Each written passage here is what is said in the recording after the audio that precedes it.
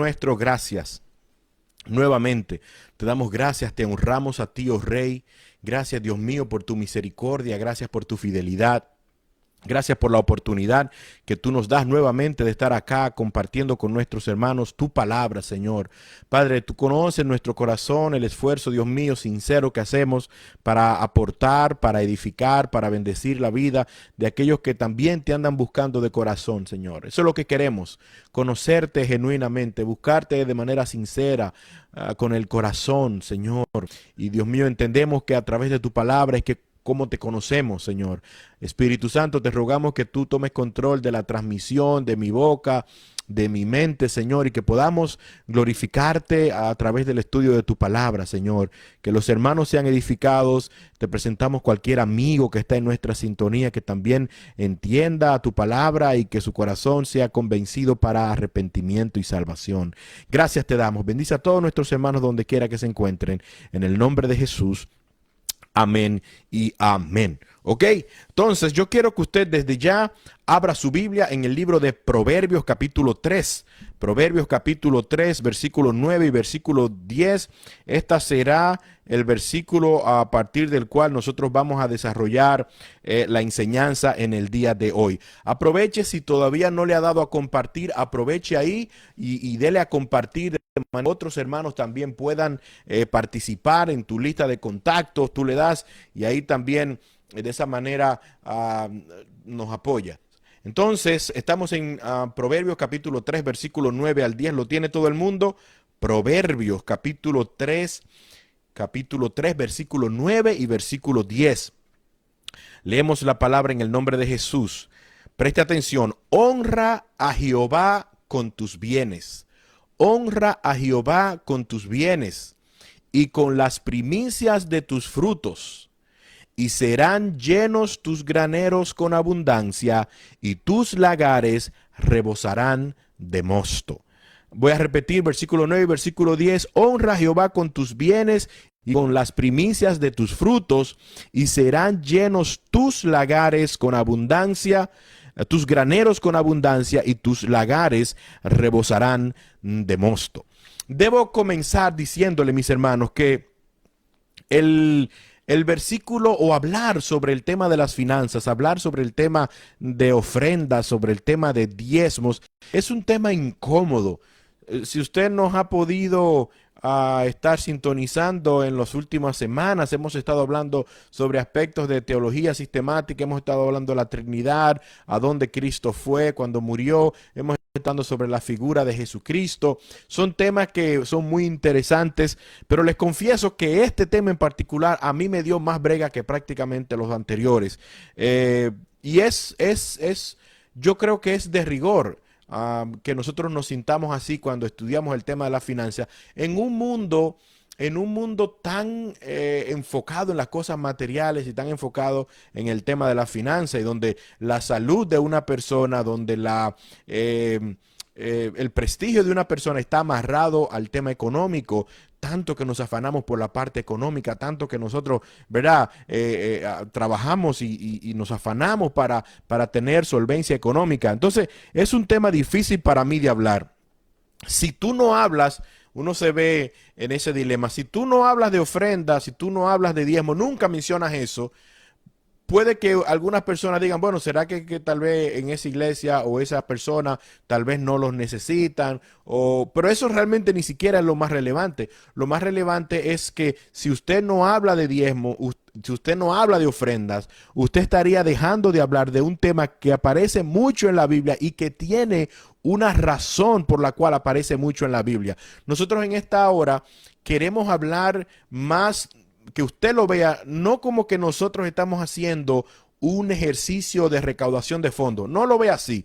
No vea como que este estudio bíblico está basado en que nosotros necesitamos fondos y yo quiero utilizar la Biblia para convencerte de que tú des tu dinero. No, no es eso. Ese no es el propósito.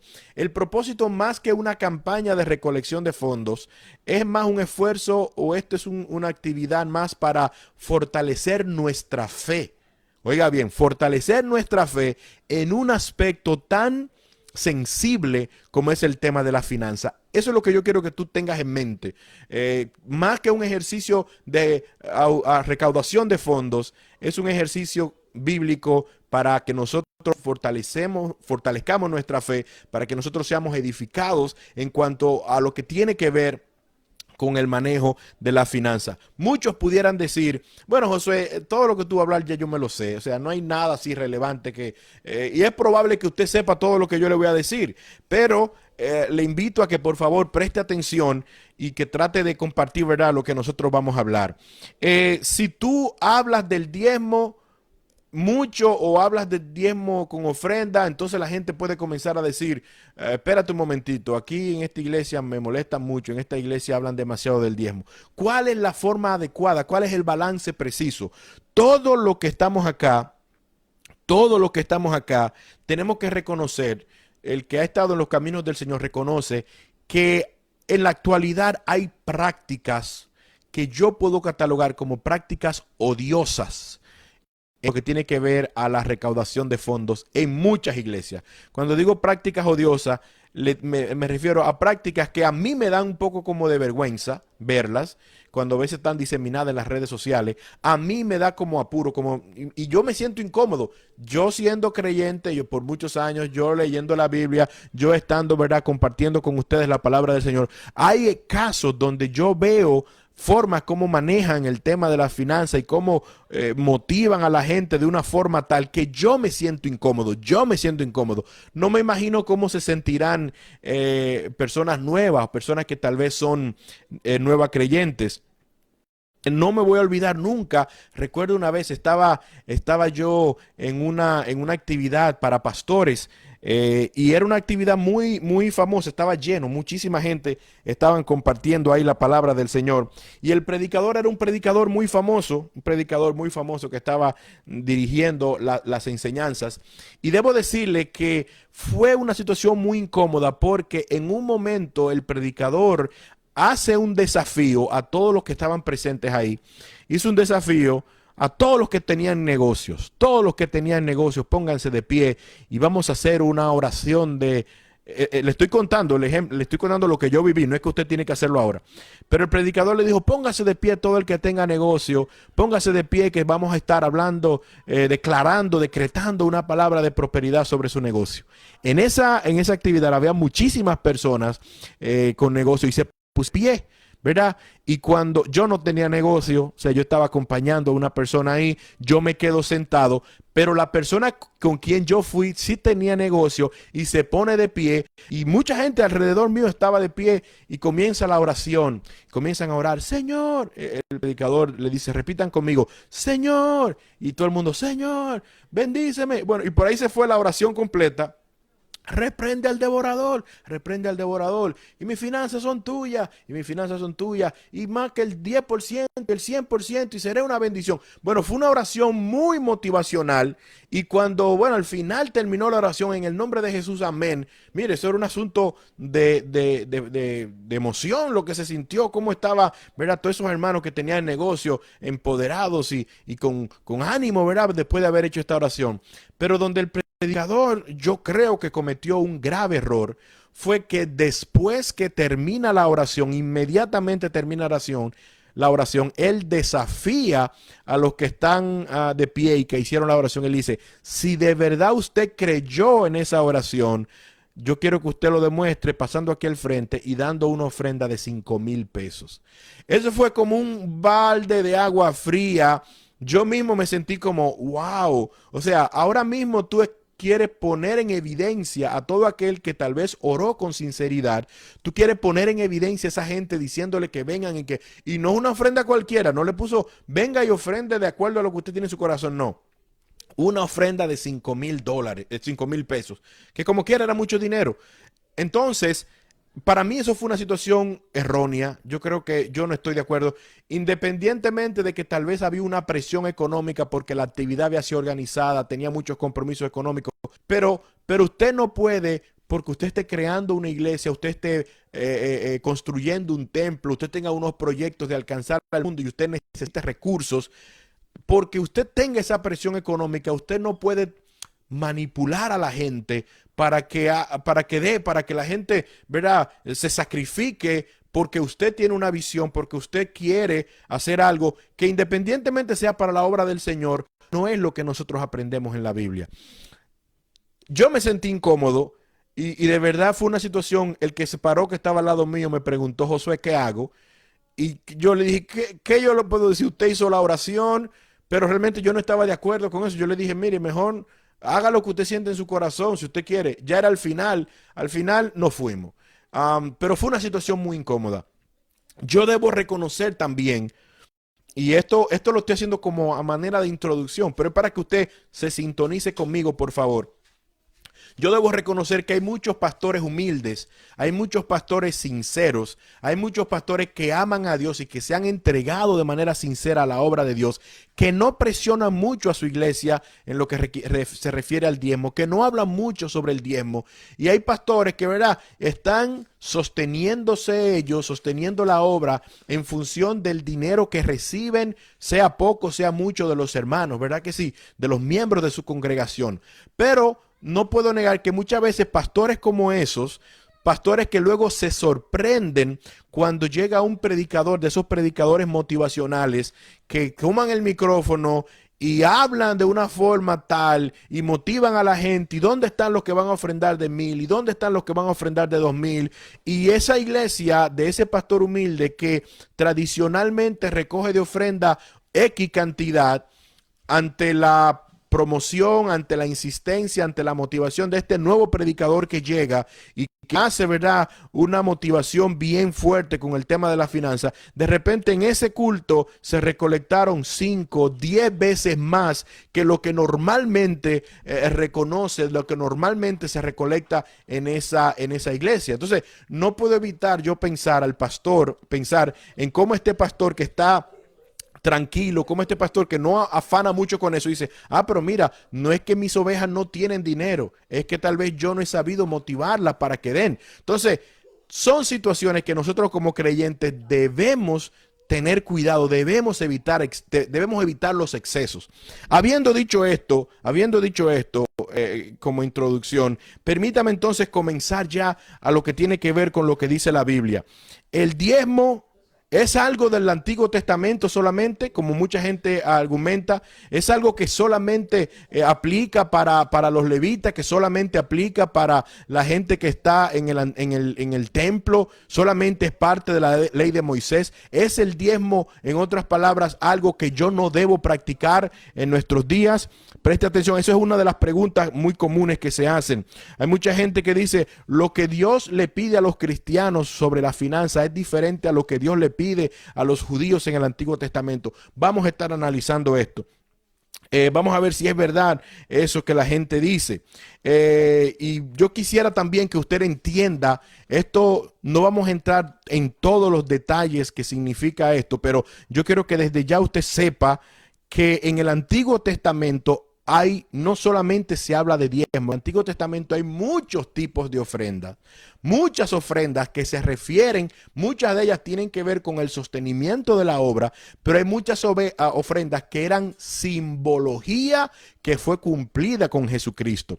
Le voy a mencionar algunas de las ofrendas que aparecían en el Antiguo Testamento, algunas de las ofrendas solamente. Mire, en el Antiguo Testamento se habla de diezmo, se habla de ofrendas, se habla de primicias, se habla de ofrendas voluntarias, se habla de ofrendas de redención del primogénito, se habla de ofrenda por el cumplimiento de votos, se habla de impuesto por el templo. En Éxodo capítulo 30, versículo 15, vemos un ejemplo donde dice que todo el mundo que pasaba de 20 años hacia arriba, todos los años tenía que dar una cuota. Era un impuesto que tenía que dar de medio ciclo para el templo. Todo israelita de 20 años hacia arriba tenía el compromiso de cada año ofrendar medio ciclo para el templo. Eso se suma a las otras ofrendas que se hacían. Había ofrendas de sacrificio por el pecado. Había ofrendas también de madera para mantener todo el holocausto que se hacía en el templo. Dicen algunas personas que en el Antiguo Testamento la carga por decirlo, o la petición, o por decir de otra manera, la cantidad de ofrenda que realmente se daba, si usted la sumaba todo, no era un 10%, era más, era aproximadamente entre un 25 y un 30%. Si usted sumaba todos esos diferentes tipos de ofrendas que se solicitaban o que se establecieron durante la ley de Moisés. Eso para que lo tenga pendiente, porque mucha gente cuando dice, no, hay cosas del Antiguo Testamento. Sí, hay cosas del Antiguo Testamento que pudieran haber sido cumplidos totalmente en la cruz del Calvario, pero hay otras que no hay explicación en el Nuevo Testamento, no hay razones ni evidencias para usted decir que totalmente cesaron con Jesucristo. Pero bueno, vamos entonces ya a comenzar hablando de lo que dice la palabra del Señor. Búsquese en el libro de Génesis capítulo 4, versículo 3 al 5. La primera vez que en la Biblia aparece la palabra ofrenda. Primera vez que en la Biblia aparece la palabra ofrenda, está en el primer libro de la Biblia. Oiga bien, para que usted vea la relevancia y la importancia que tiene el tema de las ofrendas. En el primer libro de la Biblia, desde el inicio de la Biblia, se comienza a hablar de lo que tiene que ver con ofrendas. Génesis capítulo 4, versículo 3 al 5. Voy a leer, dice la palabra del Señor. Después dio a luz a su hermano Abel, y Abel fue pastor de ovejas, y Caín fue labrador de tierra. Ahí tomo la segunda parte del versículo. Abel y Caín eran hijos de Adán y Eva. Dice aquí que Abel era pastor de ovejas y Caín era labrador de la tierra, era agricultor. Y aconteció, versículo 3, andando el tiempo, que Caín trajo del fruto de la tierra una ofrenda a Jehová. Pasando el tiempo, Caín trajo del fruto de la tierra una ofrenda. ¿Quién le dijo a Caín que tenía que presentar ofrenda? ¿Quién le dijo a Caín eso? ¿De dónde le surge a la persona? ¿De dónde? Eso es una interesante pregunta que yo creo que todos nosotros tenemos que considerar. La motivación que nosotros tenemos. ¿De dónde me surge a mí ofrendar? ¿De dónde me surge a mí presentar al Señor de lo que yo tengo? ¿De dónde surge eso? ¿Surge eso por una imposición? ¿Surge eso por una obligación? ¿Surge eso por una iniciativa voluntaria? ¿Sirve eso porque, o surge eso porque realmente yo creo en algo especial que pasa o ocurre cuando yo hago esta ofrenda? Caín trajo. La Biblia no dice de dónde, quién le enseñó a Caín que tenía que presentar ofrenda, pero si usted lee el contexto completo y usted lee, ¿verdad?, lo que dice otras citas bíblicas, usted dará cuenta que si usted ve en el caso de Job también, parece ser que habían prácticas, era como una costumbre que se generaba. ¿Y de dónde sale esa costumbre? Desde los inicios hay un reconocimiento que lo que yo tengo se lo debo al Señor. Y aconteció andando el tiempo que Caín trajo del fruto de la tierra una ofrenda a Jehová.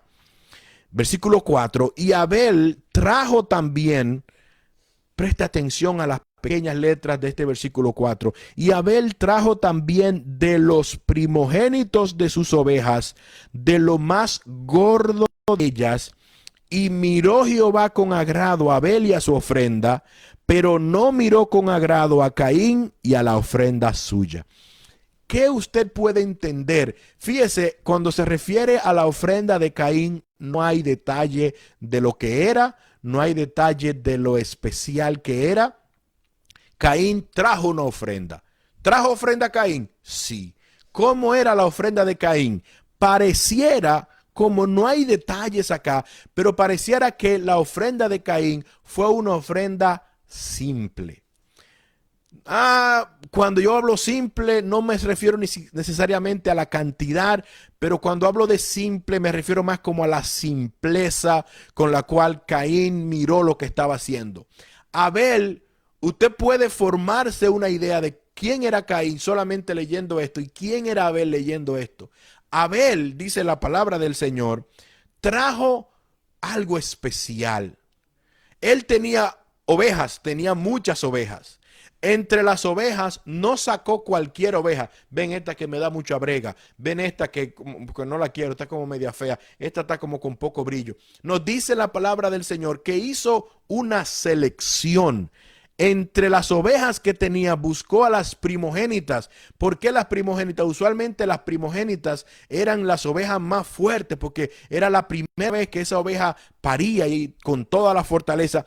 De las primogénitas de sus ovejas, trajo lo más gordo de ellas. Trajo lo más especial, lo que pesaba más, lo que se veía más bonito, lo trajo delante del Señor. Dice la palabra de Dios que Jehová miró con agrado eso. Yo creo que usted tiene que ver esa ofrenda de Abel siempre como un modelo, como un ejemplo, si usted realmente quiere ofrendar para Dios. Porque si usted quiere ofrendar para Dios, usted tiene que pensar que usted lo está haciendo no para que el hombre lo vea, sino para que Dios lo vea. Y si usted va a ofrendar, toda ofrenda implica un sacrificio. Toda ofrenda que a Dios le agrada implica un sacrificio, implica algo que usted pudiera usarlo para usted, que usted pudiera usarlo en su placer, usted pudiera usarlo para hacer algo, ¿verdad?, que le satisfaga a usted. Pero en lugar de eso, usted decide sacrificar eso y presentárselo a Dios. Abel pudo haber comido esta oveja muy gorda para él, para su familia, regalarla, venderla, pero él prefirió dársela en ofrenda al Señor. Y por eso el Señor miró con agrado esa ofrenda. Es decir, un principio número uno que nosotros tenemos que ver en esto es que la ofrenda que agrada a Dios es una ofrenda que viene no solamente en físico, sino que hay una actitud en el corazón apropiada. Una actitud en el corazón apropiada. Yo quiero enseñarle a la gente, no a que ofrenda de forma mecánica, no a que ofrende de forma, ¿verdad?, por presión, no, porque yo creo que la Biblia me enseña a mí que lo más importante es que cuando ofrende, lo haga con la manera correcta, para que su ofrenda sea agradable a Dios y su ofrenda realmente sirva de un apalancamiento, por decirlo así, para más bendiciones para tu vida. Realmente yo creo que no hay, yo no puedo hablar por mucha gente, pero cuando uno está pastoreando, cuando uno está, ¿verdad?, guiando personas para acercarse al Señor, el deseo sincero del corazón de una persona que ame la obra de Dios no es que sus ovejas se pongan más pobres, no es que sus ovejas pierdan el dinero y todo lo que tengan se lo exprimimos para que ellos no tengan nada y el pastor tenga todo. No, el deseo es que tu alma prospere en todo, de que tu vida prospere en todo, de que tu espíritu prospere, todo tu ser, alma y cuerpo sea bendecido y prosperado. El deseo de un pastor genuino es que tu vida, después de entregársela al Señor, sea mucho mejor, 10, 30, 100 veces mejor que la que tú tenías en el mundo. Y que realmente tú puedas, ¿verdad?, darte cuenta de que Dios ha sido y seguirá siendo bueno contigo.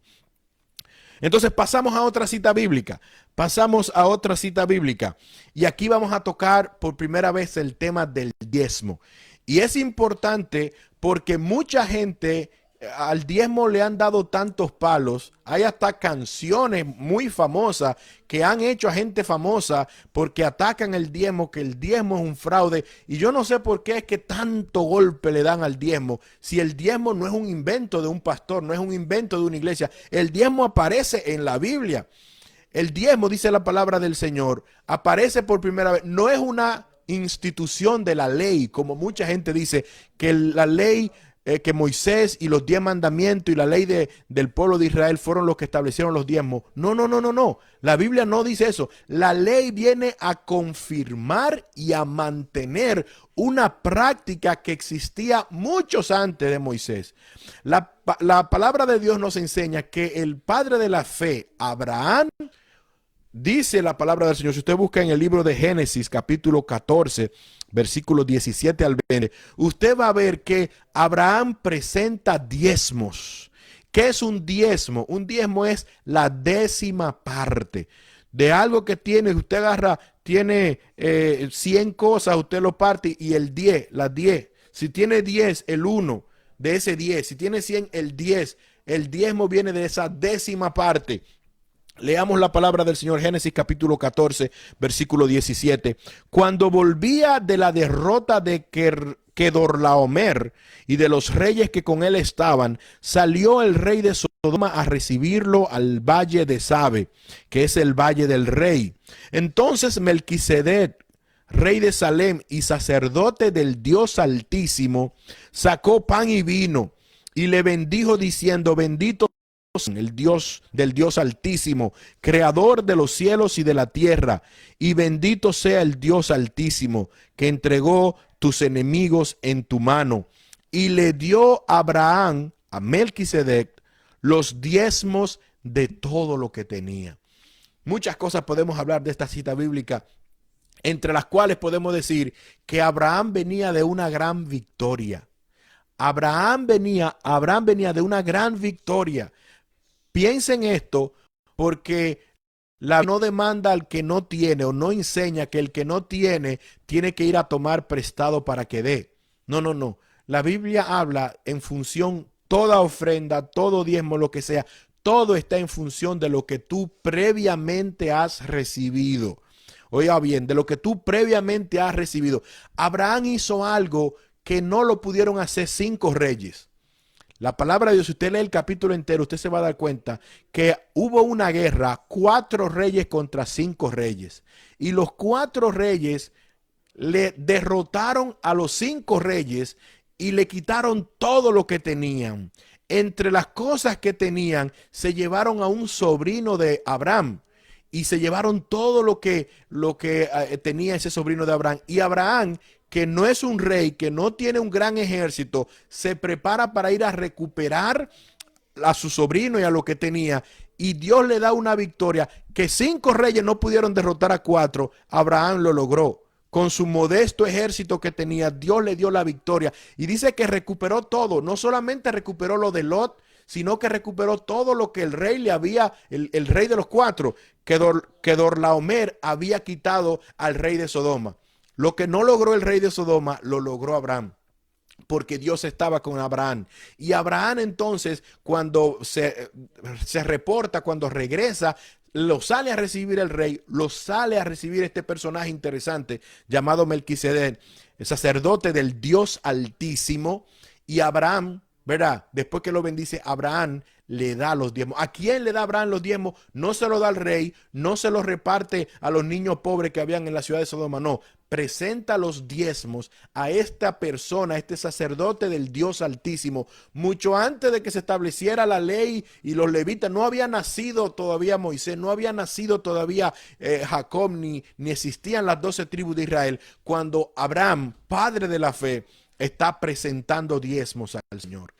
Y mucha gente pudiera decir, espérate un momentito, tal vez eso fue un evento de una sola vez. No hay evidencia bíblica para que uno sostenga que eso fue un acto de una sola vez. Parece ser, ¿y de dónde le sale a Abraham eso? Parece ser que era práctica común de Abraham.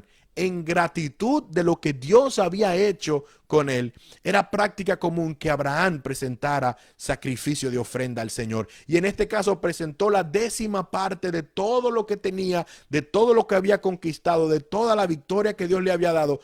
Un 10%, una 10ª parte, se lo presentó a Melquisedec. Abraham no fue el único. Antes de que se estableciera la ley de Moisés, también nosotros vemos otro ejemplo. Se encuentra en el libro de Génesis capítulo 28, versículos 20 al 22. Pero tú me estás hablando de algo que está en el Antiguo Testamento. Sí, te estoy hablando de algo que está en el Antiguo Testamento, pero que no es de la ley. No se refiere a la ley mosaica que regía el comportamiento del pueblo de Israel. Aquí estamos hablando de algo que sucede antes, a una práctica. Dios tiene una relación con un hombre llamado Abraham. Y este Abraham tiene una práctica de presentar y honrar a Dios con los bienes. Y que eso es lo que me interesa señalar en este tiempo. Génesis capítulo 28, versículo 20. Génesis capítulo 28, versículo 20. Presenta otro personaje bíblico. En este caso me refiero a Jacob. Jacob era un hombre que parece como que él desesperadamente quería una bendición. Parece que él tenía una aspiración a ser bendecido, porque desde chiquito, ¿verdad? Desde pequeño y en su dinámica con su hermano, trabaja el tema de que yo quiero la bendición de mi papá. Entonces, Jacob era un tipo que parece que tenía muchas aspiraciones. Y dice el versículo 20 del capítulo 28 de Génesis, e hizo Jacob voto. ¿Qué es un voto? Un compromiso. Hizo un compromiso, hizo un pacto, diciendo, si fuere Dios conmigo, él salía huyendo porque su hermano lo quería matar e iba para tierra de sus antepasados. Dice, si fuere Dios conmigo y me guardare en este viaje en que voy, y me diere pan para comer y vestido para vestir, y si volviere en paz a casa de mi padre, Jehová será mi Dios. Y esta piedra que he puesto por señal será casa de Dios, y de todo lo que me dieres, el diezmo apartaré para ti. Jacob, ¿de dónde le surge a Jacob esto? ¿Cómo Jacob se le ocurre? ¿Inventó Jacob el diezmo? No.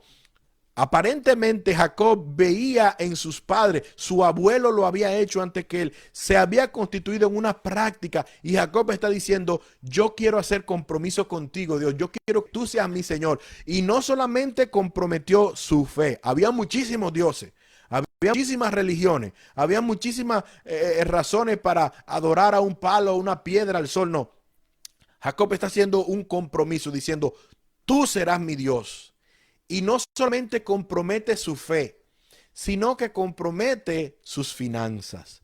En una ocasión escuchaba yo a un predicador diciendo que a muchas personas lo último se le convierte el bolsillo. Hay muchas personas que se convierten de corazón, pero el bolsillo, esto no toques eso, porque esa parte para mí es muy importante y yo no quiero darle mi cuarto a una gente, porque esa es la dinámica como lo ven de una forma muy simplista, pero lo ven de una forma totalmente equivocada. Jacob expresa ese compromiso de decir, Señor, tú vas a ser mi Dios, pero aparte de que tú serás mi bandera, mi estandarte, mi fe estará en ti, tú serás el Dios de mi devoción. Yo te voy a dar el 10%, te voy a dar el diezmo de todo lo que tú me dieres. Yo voy a apartar el diezmo para ti. Entonces, aquí vemos cómo personajes bíblicos pre-ley mosaica, antes de la ley mosaica, están hablando de ese compromiso, están hablando de esa práctica de apartar para Dios. Es que es muy difícil, mi gente, yo creo, por no decir imposible, es muy difícil usted separar su fe de la finanza. En una ocasión Jesucristo lo dice, donde quiera que esté tu tesoro, ahí estará tu corazón. La gente, si usted hace una revisión clara, la manera como la gente administre su dinero va a determinar cuáles son sus prioridades. Y Dios quiere que tú, entre las prioridades tuyas, aparezca de forma evidente. Porque hay mucha gente que habla que ama a Dios. Hay mucha gente que habla que Dios es número uno en su vida. Pero eso no se refleja de manera clara, de manera aparente, de manera directa en cómo maneja su vida, mucho menos sus finanzas.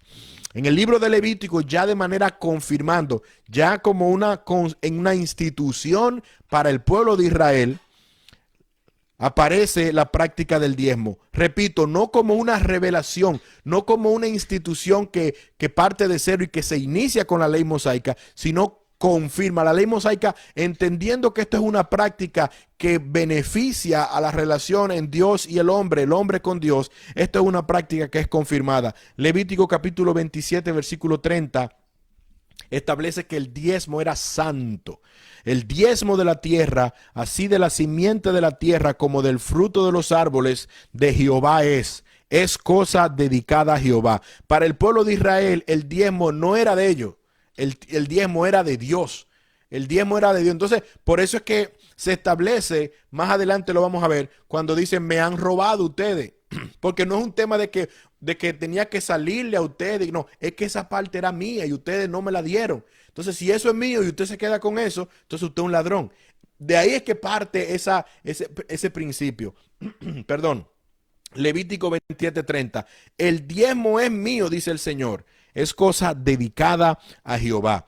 En el libro de Deuteronomio, usted va a encontrar en Levítico, pero no nos vamos a detener mucho. En Levítico hay muchas citas que hablan sobre el diezmo, pero no vamos a entrar en detalles porque una de las cosas que yo quisiera sacar de esta clase bíblica es el principio o responder a la pregunta de si el diezmo está vigente hoy o el diezmo era una práctica del Antiguo Testamento. Entonces, por eso no voy a dedicar mucho tiempo a analizar todos los versículos en el libro de Levítico que hablan sobre el diezmo, pero sí voy a mencionar algo que establece en el libro de Deuteronomio capítulo 14 versículo 22 sobre el manejo del tema del diezmo y cómo el Señor provee mecanismos para que la gente no tenga excusa.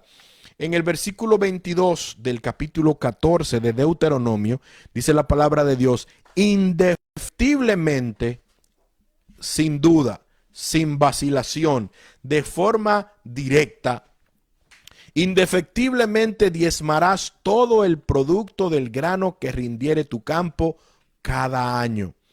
De todo lo que rindiere tu campo, de todo lo que rindiere tu finca, de todo, 10% cada año.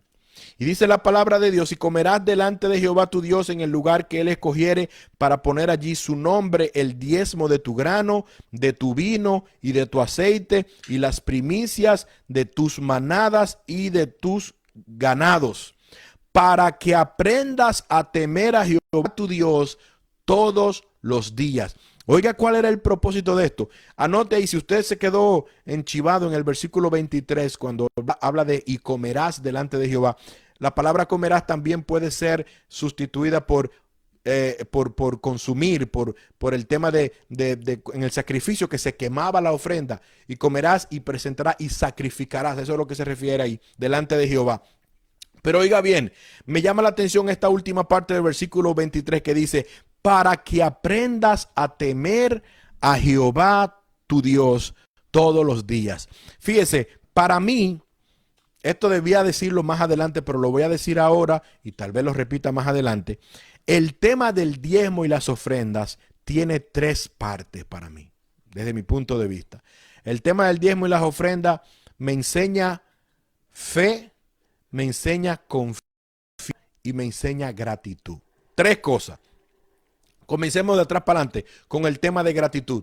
Diezmo y ofrenda me enseña a ser agradecido porque recibí. Me recuerda que Dios me amó primero. Yo amo a Dios. En una parte de la Biblia dice: amamos a Dios porque Él nos amó primero.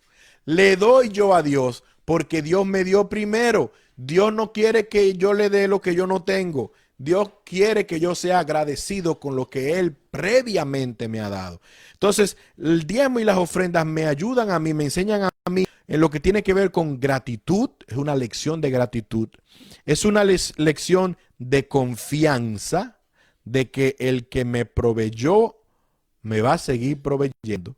Y es un asunto de fe que dice: no solamente yo estoy dando, sino que yo tengo fe de que Dios va a cumplir todas sus promesas en mí. O sea, yo veo gratitud, veo confianza en decir: mira, me estoy desprendiendo de esto porque le agradezco a Dios, pero eso que me estoy desprendiendo no me va a hacer falta, no me va a hacer falta. Yo confío en que no me va a hacer falta, pero tengo fe también para yo saber que Él que me dio me va a volver a dar, y sus promesas de bendición, de abundancia, de prosperidad se van a hacer evidentes en mi vida. Entonces, a través de los diezmos y las ofrendas, yo muestro al Señor gratitud, confianza y fe en Él.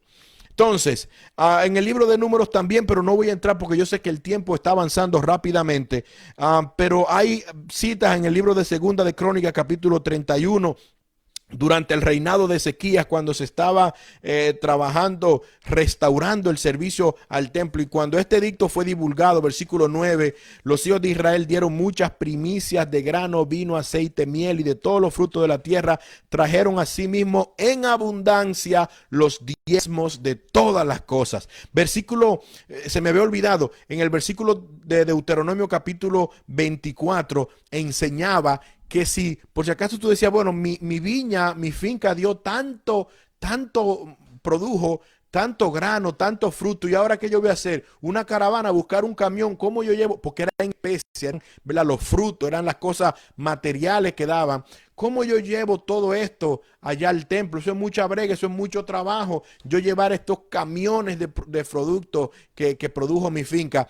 Dios establece y dice, si el camino fuere tan largo que no puedes llevarlo por estar lejos del lugar que Jehová tu Dios hubiera escogido para poner en él su nombre, entonces tú venderás esos productos y guardarás el dinero en tu mano y vendrás al lugar que Jehová tu Dios escogiere. Es decir, si tú no puedes traer el grano, si tú no puedes traer los frutos, si no puedes traer la vaca, la oveja, la primicia, la ofrenda que tú quieres dar al Señor, el diezmo de lo que Dios bendijo tu vida, entonces lo que Dios instruye al pueblo era que vendieran eso.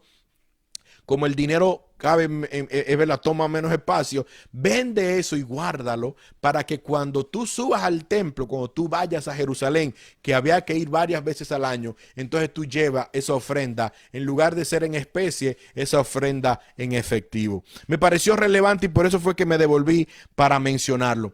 Entonces, cuando menciono otra cita bíblica también, cuando aparece en Nehemías capítulo 10, versículo 37, cada vez que el pueblo de Israel renovaba el pacto con Dios, anota esto, cada vez que el pueblo de Israel renovaba el pacto con Dios, la Biblia señala el tema de cómo el pueblo se apartó, cómo el pueblo se iba, abandonaba, adoraba a dioses ajenos, la idolatría, el pecado, se iba por ahí. Cada vez que hay una renovación de la relación con Dios, oiga bien, cada vez que hay una renovación, un reencuentro con Dios, no solamente se reencuentra la fe, sino también que se reencuentra lo que tiene que ver con las ofrendas y los diezmos. Oiga, es como que hay una vinculación entre tu fe y la vinculación de tu finanza. Es que tu finanza, cuando tú decides honrar a Dios con tu finanza, tú estás confirmando que tú realmente crees en Dios. Dice la palabra de Dios en Nehemías capítulo 10, versículo 37, que firmaron por escrito, firmaron un pacto, que traeríamos también las primicias de nuestra masa y nuestras ofrendas y del fruto de todo árbol y del vino y del aceite para los sacerdotes, a las cámaras de la casa de nuestro Dios y el diezmo de nuestra tierra para los levitas, y que los levitas reciban la décima de nuestras labores en todas las ciudades. Esto estaban ellos renovando el pacto con Dios y establecieron una serie de puntos, y entre esos puntos está lo que tiene que ver renovando el compromiso para honrar a Dios con las finanzas y con los diezmos. Entonces, la Biblia me enseña, y eso yo creo que no lo discute nadie, que hay una vinculación entre la manera como tú le sirves a Dios y la manera como tú honras a Dios con lo que tú tienes, recordando que lo que tú tienes lo recibiste. Repito, Proverbios capítulo 3, versículo 10. ¿Cómo usted consideraría el libro de Proverbios? ¿Usted lo consideraría como un libro de la ley? ¿Usted lo consideraría como un libro? ¿Cómo se proyecta el libro de Proverbios en la Biblia? El libro de Proverbios en la Biblia se proyecta como un libro de consejos sabios, de práctica que si usted se lleva de lo que dice Proverbios, usted se ahorra 99% de los problemas que usted tiene. Proverbios es el resultado, la inspiración del Espíritu Santo en un hombre que, aparte de ser inspirado por el Espíritu Santo, es un hombre sabio. El escritor de Proverbios es el rey Salomón, el hombre más sabio que ha existido en la tierra. Y este hombre, parte reflexión de su experiencia, parte sabiduría dada por Dios, parte inspiración del Espíritu Santo. Él hace una recomendación, él da un consejo. Él te dice, llévate de mí, llévate de mí. ¿Tú quieres morir viejo? Llévate de consejos. Y este hombre llamado Salomón, el sabio Salomón, en el capítulo 3, versículo 9 de su libro de Proverbios, dice, honra a Jehová con tus bienes. Honramos a Dios con nuestro tiempo, honramos a Dios con nuestra alabanza, con nuestra vida. Él está diciendo, honra a tu Dios con tus bienes, con tus finanzas, con tu dinero y con las primicias de todos tus frutos.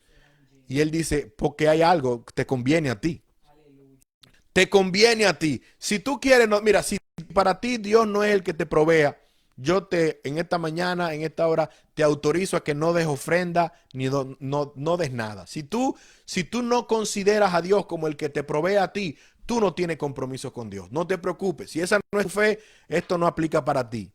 Pero si tú tienes la seguridad de que lo que tú tienes se lo debes a Dios, si tú tienes la constancia y tú tienes la fe clara y definida de que Dios es quien te provee para tu negocio, para tu trabajo, para tus habilidades, si Dios es la persona que te provee, entonces Salomón y yo te aconsejamos que honres a Dios con tu finanza, porque hay promesas, hay bendiciones para ti, hay recomendaciones para ti. Oiga lo que dice el versículo 10, es que si tú honras a Dios con tus bienes y con las primicias de tu fruto, tú no te vas a poner pobre.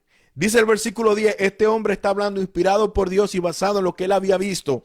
Y serán llenos tus graneros con abundancia y tus lagares rebosarán de mosto. Aquí yo no quiero que nadie aquí me acuse de que yo estoy promoviendo la doctrina de la prosperidad.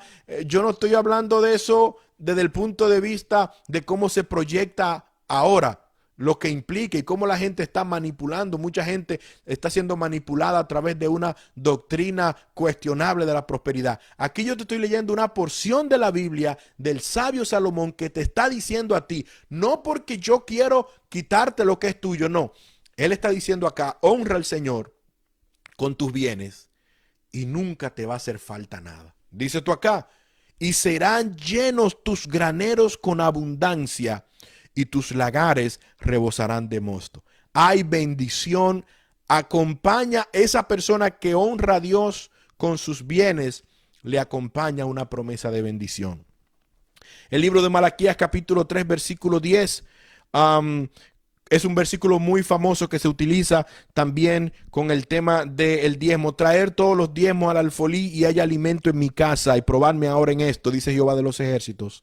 Si no, os abriré ventana de los cielos y derramaré sobre vosotros bendición hasta que sobreabunden. Aquí Dios está renovando prácticamente lo mismo que dijo Salomón. Si tú me honras, pruébame, hónrame y verás cómo vamos a abrir las ventanas de los cielos y derramaré sobre vosotros bendición hasta que sobreabunde. Reprenderé también de vosotros al devorador y no os destruirá el fruto de la tierra, ni vuestra vid en el campo será estéril, dice Jehová de los ejércitos. Ahora que lo pienso, yo estoy hablando de un tema de diezmo y ofrenda en una época complicada, ¿verdad? En unos tiempos donde hay una crisis, en unos tiempos donde mucha gente tal vez ha perdido sus negocios, sus empleos, etcétera, etcétera. En un tiempo donde se proyecta escasez, yo te estoy hablando de diezmo y de ofrenda. Entonces tú dices, hay dos maneras como ver esta situación. O tú puedes acusarme a mí de que yo quiero quitarte lo que tú tienes y sacarte lo poquito que te queda, o yo quiero desafiarte para que hagas un ejercicio de fe y que no me pongas a mí como el objeto de tu fe, no, sino que pruebes a Dios con eso. Es lo único que yo te puedo decir. En un momento de crisis, porque la Biblia no me enseña que yo vaya a ofrendar o a diezmar dependiendo cómo esté la crisis, si hay crisis o no crisis, no. Como has puesto en tu corazón, cómo está tu vínculo con Dios, cómo está tu fe en el Señor, tú pruebas a Dios. Tú le dices, Señor, mira, yo voy a honrarte aún en esta situación en que me encuentro. Yo quiero honrarte. No yo, el Señor dice, el Señor respalda su palabra. Él se encargará de ti. Y Él se encargará al punto que tú vas a glorificar su nombre más adelante. Yo no conozco a nadie que sea más pobre después que comenzó a diezmar. No conozco a nadie. Traed todos los diezmos al almacén, a la alfolía y alimento en mi casa, y probadme ahora en esto, dice Jehová de los ejércitos, si no os abriré las ventanas de los cielos y derramaré sobre vosotros bendición hasta que sobreabunde. Entonces, si usted quiere, usted decide lo que va a hacer ahora, ¿verdad? Usted quiere bendición de Dios, mire lo que está diciendo. El Señor nos bendice sin nosotros merecerlo, pero acá hay un vínculo, hay un pacto que se establece. Aquí se establece una relación directa. Honra a Dios con tus bienes y verás a Dios. Es una manera como se hará aparente en tu vida. Esa fe que tiene en Dios, que tú tienes en Dios, va a recibir una bendición especial a la manera como tú también utilices tus finanzas para honrarle a Él. En el Nuevo Testamento, la palabra diezmo per se no aparece como un mecanismo de ofrenda, pero porque no aparezca no significa que haya sido descartado. Hay muchos escritores bíblicos, hay muchas personas, maestros de la Biblia, que dicen, bueno, el diezmo fue abolido porque es algo del Antiguo Testamento.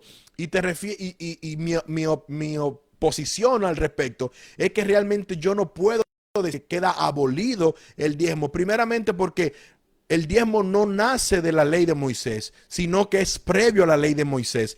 Segundo, es importante que tú sepas que hay muchas ofrendas, y yo estoy de acuerdo, hay muchas ofrendas que eran imagen de Cristo, imagen del sacrificio de Cristo, que una vez Cristo dice consumado es en el Calvario, que Él se convierte en nuestro sacrificio. Esas ofrendas ya no son necesarias porque no se necesita ofrenda de paz, no se necesita ofrenda por el pecado, porque ya Cristo, ¿verdad?, asume eso y cumple, da por cumplido esa parte. Pero hay otras cosas que no tienen que ver con la figura de Cristo, sino que tienen que ver con tu relación con Dios. Y este caso del diezmo es lo que yo entiendo que es uno de ellos. La actitud, en lugar del Nuevo Testamento dar detalles sobre el cuánto debo dar, sobre el dónde debo dar, el Antiguo Testamento hace hincapié en el cuánto y en el dónde.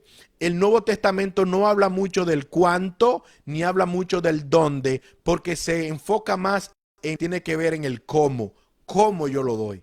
Fíjese esto, porque son tres partes: dónde lo doy, cuánto doy y cómo lo doy. El Nuevo Testamento en su totalidad se dedica a hablar el tema de cómo lo doy.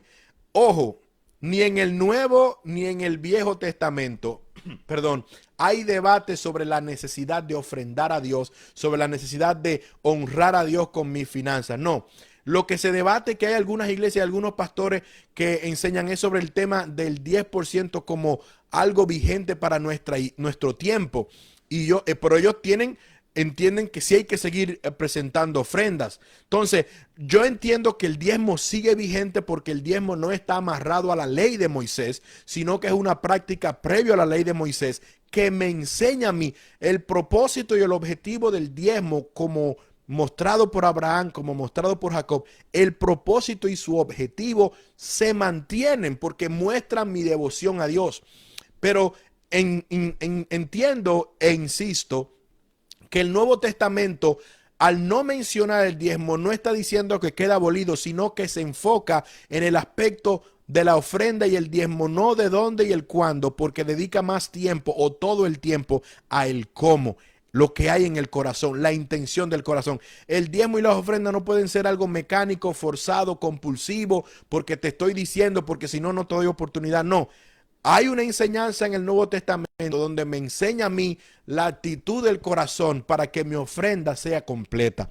Voy a acelerar porque me doy cuenta que el tiempo ha avanzado muchísimo. Mateo capítulo 23, versículo 23 dice: ay de vosotros, escribas y fariseos, hipócritas, porque diezman la menta y el eneldo y el comino, y dejáis lo más importante de la ley, la justicia, la misericordia y la fe. Esto era necesario hacer sin dejar de hacer aquello. La fe, la justicia y la misericordia trascienden el Nuevo y el Antiguo Testamento.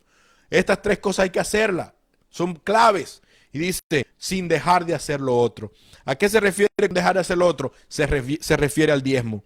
La palabra de Dios también me enseña la bondad en el corazón, la nobleza de poder dar ofrendas y limosnas y diezmo. Es algo que Dios lo considera. A pesar de que usted dice, bueno, Dios mira el corazón, claro, porque es que las ofrendas no salen de los bolsillos. Las ofrendas deben salir del corazón y Dios mira tu corazón. Voy al caso de la viuda, ¿verdad? Los ricos estaban dando mucho, pero el corazón de ellos no estaba bien. La viuda dio poquito, pero su corazón estaba bien, y eso es lo que realmente se resalta. No tanto, ¿verdad?, la multitud de la ofrenda, sino el corazón. Dios quiere que tú ofrendas bien en todo el sentido de la palabra. Hechos capítulo 10, versículo 30 al 31. Cornelio dijo: Hace 4 días que a esta hora yo estaba en ayunas, y a la hora novena, mientras oraba en mi casa, vi que se puso delante de mí un varón con vestidos resplandecientes y dijo: Cornelio, tu oración ha sido oída y tus limosnas han sido recordadas delante de Dios. Oiga la importancia y la relevancia. Cornelio era un siervo de Dios, aunque no tenía la instrucción del evangelio, era un siervo de Dios que oraba, que ayunaba, pero también que tenía un corazón noble y que daba limosnas. Y oiga lo que dice la palabra del Señor. No puedo dejar de repetir que cuando honramos a Dios, Dios ve la manera. Las finanzas no son una parte exclusiva mía, no. El corazón revela muchas cosas y la manera como yo manejo el dinero refleja lo que hay en mi corazón. Donde quiera que esté tu tesoro, estará tu corazón. Cornelio dice: tus oraciones han subido, pero no solamente Dios oyó el corazón y oyó la oración, tus limosnas también han sido recordadas. Tus obras de caridad, la manera como tú de manera desprendida has bendecido a otros, ha sido vista. Dios la tiene en cuenta, Dios la toma en cuenta. Primera de Corintios capítulo 16, versículo 1 al 4. Voy a terminar con estos dos citas y ya. Primera de Corintios 16, 1 al 4. En cuanto a la ofrenda de los santos, en cuanto a la ofrenda para los santos, haced vosotros también de la manera que ordené en las iglesias de Galacia. Cada primer día de la semana, cada uno de vosotros ponga aparte algo, según haya prosperado, guardándolo para que cuando yo llegue no se recoja entonces ofrendas. Cuando haya llegado a quienes habéis designado por carta, a estos enviaré para que lleven vuestros donativos a Jerusalén, y si fuere propio que yo también vaya, irán conmigo.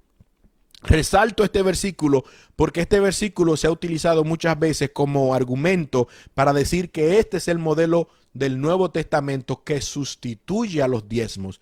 Y esta parte yo creo que no es correcta, entiendo que no es así, porque esta parte que menciona el libro de Primera de Corintios capítulo 16 versículo 1 al 4 no sustituye a los diezmos, porque a mi entender se refiere a un caso específico.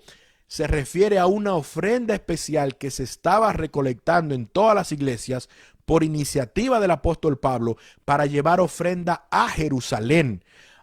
Pablo tenía unos votos, tenía una intención de ir a Jerusalén a llevar una ofrenda, y él dice: para que no se tenga que recoger una ofrenda cuando yo vaya, que cada uno, de acuerdo a cómo Dios lo haya bendecido, de acuerdo a la manera como haya sido prosperado, el domingo cuando se reúnen, ponga aparte algo, vaya poniendo una colecta, para que cuando yo mande a los hermanos a recoger esa ofrenda, así podamos, no se vea como que es una ofrenda forzada, y eso lo llevemos a Jerusalén. Aquí no se refiere a una ofrenda para la iglesia per se de Corinto, sino esa ofrenda para los santos que estaban en una situación difícil en Jerusalén. Pero este versículo, con este sí termino, segunda de Corintios capítulo 9, versículo 5 al versículo 11. Me da mucho que pensar, y yo creo que con esto quiero dejarte para que realmente lo consideres. Y mi oración es que el Señor te siga revelando a ti esto que tiene que ver con las ofrendas y los diezmos, para que tu vida sea bendecida, para que tu fe sea incrementada. Cuando tú ofrendar a Dios, cuando tú presentas tus diezmos al Señor, te decía, tú muestras gratitud, muestras confianza, pero también muestras fe. Y esa fe de que Dios va a seguir contigo y que tú vas a ver como esto tú lo depositaste, como tú diste esta ofrenda, pero no te va a hacer falta, y como Dios va a seguir proveyendo.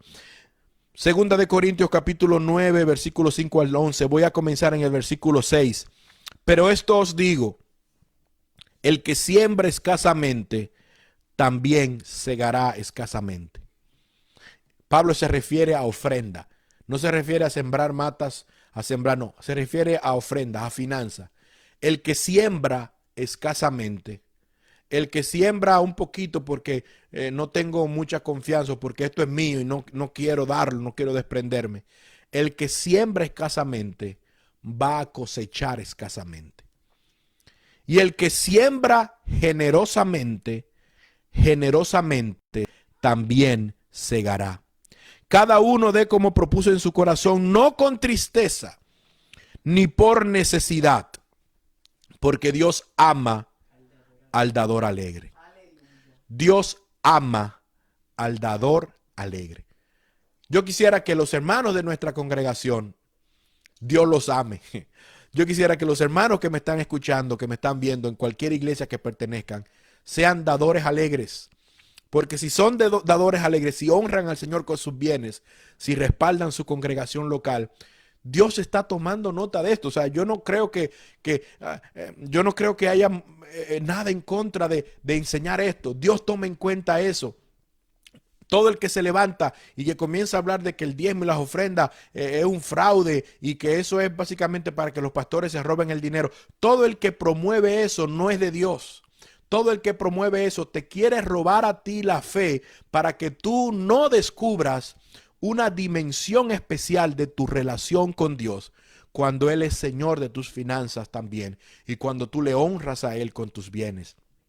La Biblia dice, no hay una forma más clara. Dios ama al que da de forma alegre, de forma gozosa. Lo doy, quiero ser partícipe, porque Dios me ha bendecido a mí. Yo quiero ser partícipe de la obra del Señor. Cada uno dé como propuso en su corazón, no con tristeza ni por necesidad, porque Dios ama al dador alegre. Y el versículo 8 dice, y poderoso es Dios para hacer que abunde en vosotros toda gracia, a fin de que teniendo siempre en todas las cosas todo lo suficiente, abundéis en toda buena obra. Abundancia, mis hermanos. Hay promesa de abundancia. Hay promesa de que el Señor tome en cuenta eso. Dios honra a los que le honran. Y si tú le honras con tus bienes, tú verás la mano de Dios en tu vida. El Señor nos bendiga, hermanos. Voy a terminar. Tengo más cosas que cumplir, pero ya el tiempo no nos da para más. Honra al Señor con tus bienes. Bendice al Señor con lo que Él te ha dado. Y podrás comprobar esto. Esto es fácil de comprobar. Fácil de comprobar. Prueba a Dios. Prueba a Dios con tus bienes. Prueba a Dios con tus diezmos, con tus ofrendas. Y verás el gozo. Verás la bendición. No solamente de apoyar. Porque déjame decirte, también eso es bíblico. Dios dice en su palabra, Gálatas capítulo 6, versículo 6, que todo el que se convierte, todo el que le sirve a Dios, tiene que hacer partícipe a quien le instruye de toda buena obra, de toda buena cosa. Entonces, no solamente cuando tú honras a Dios con tus bienes, estás demostrando gratitud, fe y confianza. Tú también estás apoyando la obra de Dios. Tú estás siendo solidario con aquellos que te enseñan, con aquellos que oran por ti, con aquellos que están, ¿verdad?, interesados en tu bienestar espiritual.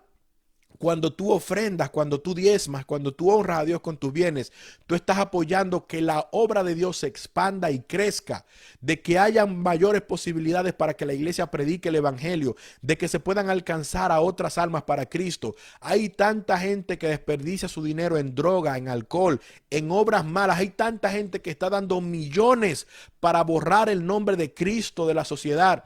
Hay tanta gente que está bajo el manto de la filantropía tratando de neutralizar los principios cristianos en nuestra sociedad. Cuando tú honras a Dios con tus bienes, tú te conviertes en una resistencia para que el nombre de Cristo pueda seguir fluyendo ante esa avalancha contraria que quiere arrebatarle la fe a esta generación.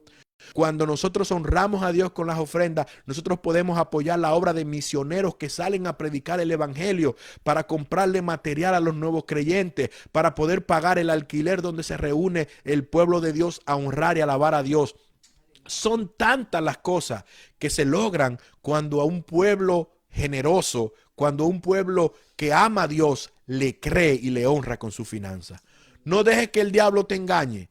No deje que el diablo te robe la bendición, sino muestra, así como está tu corazón agradecido, muestra también, Señor, mira mis manos como están acá, todo lo que está en mis manos te pertenece. Yo quiero honrarte y yo voy a comprometerme a darte una parte de lo que tú primeramente me has dado, porque yo te amo, porque yo también honro y respeto a los que me enseñan, a los que me ministran, a los que me ayudan en mi vida espiritual, pero porque también yo quiero que tu nombre, tu obra sea expandida en esta tierra hasta que tú vengas. Así que conviértete en un guerrero de fe, en un guerrero, en un dador alegre. Ese es mi desafío para ti en esta hora, y verás cómo habrá abundancia en tu vida y vemos Dios va a ser fiel contigo también. Dios me le bendiga muchísimo. Aquí al final tuve que correr, pero espero que este estudio haya sido de bendición para tu vida. Si es de edificación, dale a compartir, comparte con otros para que también otros puedan recibir este estudio bíblico. Si Dios quiere, nos volveremos a juntar la próxima semana, el próximo domingo. Un abrazo, Dios te bendiga mucho. Para tu hermano en Cristo, Josué Ceballos, y mi bella esposa Carolina, ha sido un gran honor, un placer, un privilegio haber estado con ustedes. Dios le bendiga mucho. Feliz resto del domingo. Bye bye.